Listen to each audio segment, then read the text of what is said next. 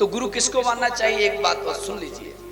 जैसे माता बहनों के दो आभूषण होते हैं, माता बहनों के दो आभूषण होते हैं। माताओं के दो आभूषण कौन से हैं? एक सुहाग, एक श्रृंगार। माता सुहाग से सुंदर लगती हैं और अपने श्रृंगार से सुंदर लगती हैं। ठीक उसी तरह से जिनको हम गुरु बना रहे हैं, जिनके हम शरण में जा रहे हैं, उन महापुरुषों के जीवन में भी दो चीज होनी चाहिए। उनके भी दो आभूषण होते हैं। उनके दो आभूषणों में एक होता है त्याग, एक होती है तपस्या। त्याग तपस्या संतों का आभूषण है। तपस्या से त्याग नहीं होता, त्याग से तपस्या होती है। इसलिए मेरी व्यासपीठ कहती है गुरु प्रभाव का विषय नहीं है। एक बात कहूं, रूप को देख करके, रंग को देख करके, वैभव को देख करके, प्रतिष्ठा को देख करके, ख्याति को देख करके, वैभव संपत्ति को देख करके कभी गुरु नहीं बनाना चाहिए। कभी गुरु नहीं बनाना चाहिए, क्योंकि प्रभाव से गुरु का कोई संबंध नहीं है। प्रभाव से, क्योंकि जिनको हम गुरु बना रहे हैं वो एक आत्मा का संबंध है, हृदय का संबंध है। हमारा एक एक रूह उसके प्रति जब तक प्रभावित न हो तब तक उसे गुरु नहीं बनाना चाहिए। हमारा एक एक रोम गवाही के रूप में होना चाहिए, तब आकर के गुरु बनाना चाहिए। हाँ, और गुरु को भी हमारा ये नहीं देखना चाहिए कि चेला पैसे वाला है या फैक्ट्री वाला है या कोल्डो वाला है या बड़ा व्यापारी है। नहीं, गुरु की दृष्टि में शिष्य के लिए यह भाव होना चाहिए कि जो मेरी शरण में आ रहा है उसके हृदय में सेवा का भाव कितना है। अगर सेवा का भाव होगा तो उसका कल्याण हो जाएगा, सेवा का भाव होगा तो कल्याण होगा। इसीलिए महापुरुष कहते हैं गुरु ये नहीं है कि गुरु मर गए। गुरु कोई वस्त्र नहीं है जिसे उतार दो फेंक दो। आजकल तुम्हारा कलयुग में न जाने लोग कितने गुरु बना डालते हैं, मुझे तो पता ही नहीं है। मुझे तो ऐसा लग रहा है गिरगिट भी अपने रंग बदलने में कम पड़ गया होगा।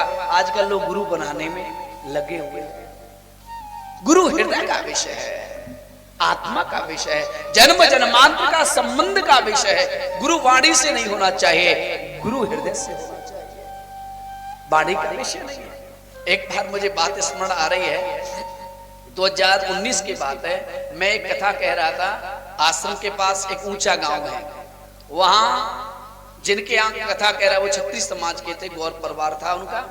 तो उनके लक्ष्मण सिंह और अनेक सिंह दो भाई थे, बड़े सुंदर भाई, बहुत अच्छे, बड़ा प्रेम। ऐसा भाई मैंने कभी नहीं देखा। तो एक दिन कथा के बीच में 3-4 दिन कथा हो गई होगी। उसके बाद वो मेरे पास आए शाम को, आकर के मुझसे बोले महाराज जी एक बात कहूं। मैं कहा कहो। दोनों भाई, मैं क्या बात है कहो। बोले हमारे मन में एक बात आई, हम बहुत दिनों से परेशान हैं। मैं ऐसी क्या बात होगी जिससे तुम परेशान हो? बोले आप मने तो नहीं करेंगे? मैं हम मने नहीं करेंगे, बात तो बताओ। बोले क्या बताएं महाराज, जब हम दोनों भाई छोटे थे तो समझदार हुए, तुम्हारे मन में भाव आया कि हम किसी को महात्मा को या किसी पंडित को हम गुरु बना लें। क्योंकि हमारे पिताजी के गुरु थे, हमारे गुरु नहीं थे। तो हमारा मन आया तो हम उनको गुरु बना लें। मैं जी तो बहुत अच्छी बात है, गुरु बनाना चाहिए। बोले ठीक है महाराज, हमने उनको गुरु बनाया। एक बाबा जी थे, मैं भी अच्छी बात है। तो बोले अच्छी बात, क्या बताएं तुम्हें? मैंने क्यों, क्या हुआ? बोले गुरु बनाए और गुरु बनाने के बाद मात्र 2 साल जिए और 2 साल बाद गुरु मर गए। मैं 2 साल बाद जिए? बोले हाँ। मैं उसके बाद बोले मर गए। तो महाराज हमें बड़ा दुख हुआ, हमारे गुरु मर गए और बगैर गुरु के काम कैसे चले। तो महाराज हमने सोचा, तब तक हम बड़े हो गए, हमारा विवाह भी हो गया, हमारी पत्नी आ गई, हम 4 लोग हो गए, लेकिन बगैर गुरु के काम कैसे चले। तो हमने पत्नी से कहा कि चलो कहीं गुरु ढूंढ के आते हैं। तो हम दूसरी जगह गए, और दूसरी जगह जैसे गए तो वहां एक महात्मा जी मिले। महात्मा जी से हमने कहा बाबा जी हम तुमसे दीक्षा लेना चाहते हैं, गुरु बन जाओ। बोले ठीक है। और हम चारों ने महाराज बताएं, तुम्हें मुझसे कह रहा है। जैसे हमने उनसे दीक्षा ली और महाराज कहा बतावा 1 साल बाद में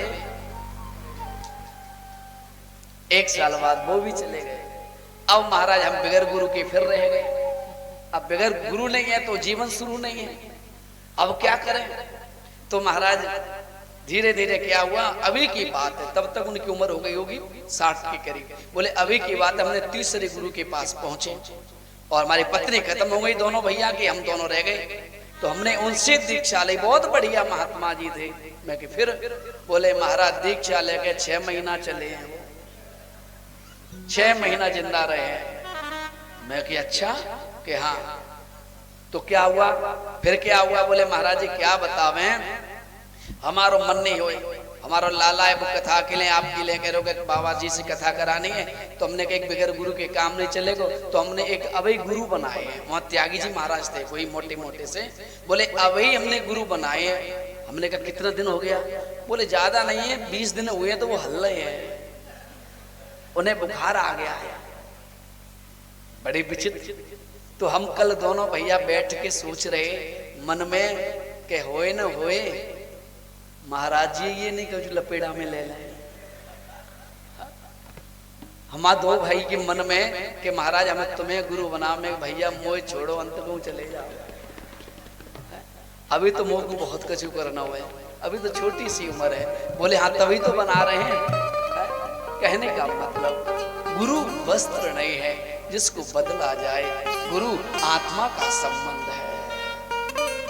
गुरु धर्म पिता है, धर्म का पिता है, और धर्म को कभी बदला नहीं जाता। और जो धर्म को बदल करके दूसरे धर्म में परिणत होते हैं, ऐसे व्यक्ति को वर्ण संकर कहा जाता है। ऐसा व्यक्ति वर्ण संकर के योग्य है। धर्म पिता है, हमारी संस्कृति है, हम उसे बदल नहीं सकते। इसलिए कभी भी गुरु को बदले नहीं। जिनके गुरु नहीं है, शरीर नहीं है, लेकिन शब्द उन्होंने जो तुम्हें मंत्र दिया है उस मंत्र पर भरोसा करो। देवर्षि नारद ने ध्रुव जी को मंत्र ही तो दे रहे हैं, मंत्र जाप मम दृढ़ विश्वासा पंचम भजन सुभेद।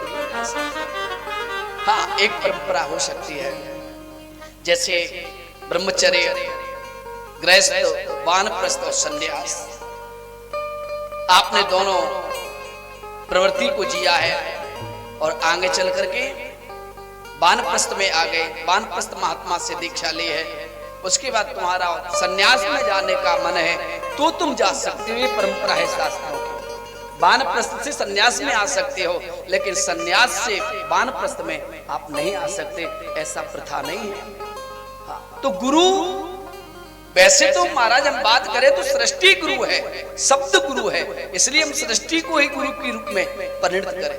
आप सुनते हैं ना कथा प्रारंभ में हम कहते हैं सर्वत्र सर्वदा नित्य निरंतर शब्द के रूप में विद्यमान भगवान सद्गुरुदेव को प्रणाम करते हैं, तो वाणी प्रणाम होती है, शब्द गुरु को प्रणाम करते हैं। लेकिन महाराज आजकल के ऐसे गुरु ऐसे ही, पता है क्या हो गया कि गुरुवा खड़े बाजार में हम सो दीक्षा ले, स्वर्ग पड़ो या नरक में हमें रुपया।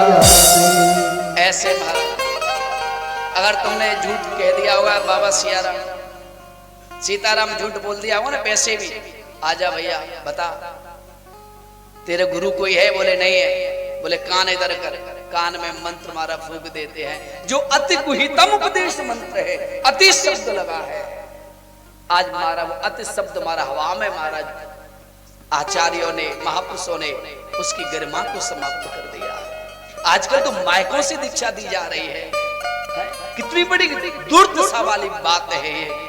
हजारों लोग लगे बैठे हैं, माइकों से दीक्षा हो रही है, जबकि इसको अति शब्द का प्रयोग किया गया है, अद्भुतम शब्द का प्रयोग किया गया है। लेकिन अपने स्वार्थ के लिए, अपने प्रभाव के लिए, अपनी जनसंख्या बढ़ाने के लिए हमने मंत्रों की मर्यादाओं को भी समाप्त कर दिया है, उनके संस्कारों को भी समाप्त कर दिया है।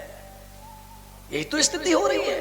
बस मेरे चेले होने चाहिए, मेरे चेलों की संख्या ज्यादा होनी चाहिए, होड़ मची है। और ऐसे होड़ वाले गुरु जब मर जाते हैं तो गुरुभाई का फोन आता है कि गुरु मर गए, तो क्या कहता है, भलो भयो गुरु मर गए।